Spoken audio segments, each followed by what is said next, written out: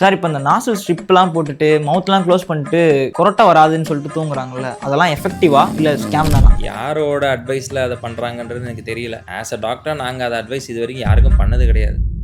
Snoring அப்படின்னு எடுத்துக்கிட்டீங்க அப்படின்னா, இப்போ நம்ம யூஸ்வலாக என்ன நினச்சிட்டு இருப்போம், ஒருத்தன் கொரட்டை விட்டு படுத்துட்டு இருக்கான், நம்ம என்ன பண்ணுவோம், டே அவனை டிஸ்டர்ப் பண்ணாரா, கொரட்டை விட்டு தூங்கிட்டு இருக்கான், எதாவது தூங்குறான்டா அப்படின்னு நம்ம நினச்சிட்டு இருக்கோம். But that is not true. கொரட்டை விடுறான் அப்படின்னாலே அவனோட பிரெயின் தூங்கலைன்னு அர்த்தம். யூஸ்வலாக கொரட்டை விடுறவங்க என்ன எப்படி இருப்பாங்கன்னா, குண்டாக இருப்பாங்க, கழுத்து வந்து ஷார்ட்டாக இருக்கும், தொப்பை அதிகமாக இருக்கும். அவங்க என்ன பண்ணியிருப்பாங்க, நைட் எல்லாம் கொரட்டை விட்டுருப்பாங்க. இப்போ காலையில் நீங்கள் வந்து சப்போஸ் டிவி உட்காந்து சோஃபாவில் உட்காந்து டிவி பார்க்குறீங்க, இல்லை எங்கேயோ பஸ் ட்ராவல் பண்ணுறீங்க அப்படின்னா பயங்கரமாக தூங்குவாங்க. வண்டி டயர் உருண்டோன்னே உடனே அவங்களோட தலை அப்படியே சாஞ்சு தூங்க ஆரம்பிச்சிடும். காரணம் வந்து நைட்டு ஃபுல்லாகவே அவங்களுக்கு வந்து கார்பன் டை ஆக்சைடு தான் அவங்க இன்ஹேல் பண்ணியிருப்பாங்களே தவிர ஆக்சிஜன் இன்ஹேல் பண்ணியிருக்க மாட்டாங்க. ஸோ அதனால் அவங்களோட பிரெயின் வந்து கம்ப்ளீட்டாக filled with carbon di oxide. So அதனால் அவங்களுக்கு தூக்கமே வந்திருக்காது. கொரட்டையை வந்து நம்ம ஃபஸ்ட்டு ட்ரீட் பண்ணணும். ஸ்லீப் ஸ்டடின்னு ஒன்று இருக்குது. அவங்களோட பெத்தாலஜியை கண்டுபிடிக்கும். பெத்தாலஜினா எந்த இடத்துல தப்பு இருக்குது, அவங்களுக்கு லங்ஸில் பிரச்சனை இருக்கா, இல்லை வந்து ஃபேஸில் மூக்கில் பிரச்சனை இருக்கா, தொண்டையில் பிரச்சனை இருக்கா, இதெல்லாம் பார்த்து அதை கரெக்ட் பண்ணணும். அது கரெக்ட் பண்ணியும் திரும்ப கொரட்டை வருது அப்படின்னா CPAPனு ஒரு மிஷின் இருக்குது. அந்த மிஷின் வச்சுட்டு படுத்தா மட்டும்தான் உங்களுக்கு வந்து கொரட்டை குறையுமே தவிர